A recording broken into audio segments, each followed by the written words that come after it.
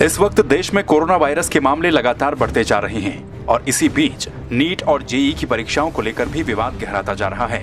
NEET और JEE की परीक्षाओं पर विवाद थमने का नाम नहीं ले रहा। नीट और जेईई की परीक्षाओं को लेकर विपक्ष लगातार सरकार पर हमलावर है।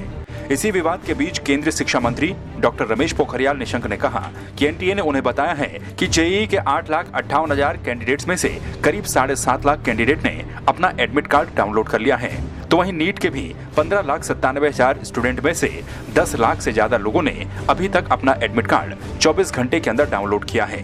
ये दिखाता है कि स्टूडेंट्स चाहते हैं कि परीक्षा किसी भी कीमत पर हो। वहीं उन्होंने ये भी बताया कि अब 3,842 सेंटर हो गए हैं ताकि स्टूडेंट्स को सुविधाएं दी जा सकें। छात्रों की, अभिभावकों की और सुप्रीम कोर्ट की, इन तीनों की मंशा को देखते हुए जो हमारे एनटीए है, जो इसकी परीक्षा की संस्था है, उसने ये निर्णय लिया कि अब इन तिथियों में ये परीक्षा होनी है। आपको बता दें कि संयुक्त प्रवेश परीक्षा के मेंस और राष्ट्रीय पात्रता सह प्रवेश परीक्षा नीट यूजी तय कार्यक्रम के अनुसार सितंबर में ही आयोजित की जाएंगी। आपको बता दें कि जेईई मेन की परीक्षा 1 से लेकर 6 सितंबर तक, जबकि जेईई एडवांस की परीक्षा 27 सितंबर को आयोजित होगी।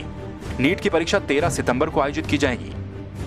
जेईई परीक्षा देश के प्रमुख इंजीनियरिंग कॉलेजों में प्रवेश के लिए आयोजित की जाती है, जबकि नीट का आयोजन मेडिकल में स्नातक पाठ्यक्रमों के लिए किया जाता है। वहीं दिल्ली के शिक्षा मंत्री मनीष सिसोदिया का कहना है कि सरकार अच्छी व्यवस्थाओं का दावा तो कर रही है, लेकिन उन्हीं अच्छी व्यवस्थाओं में भी कई हस्तियों को कोरोना हुआ है।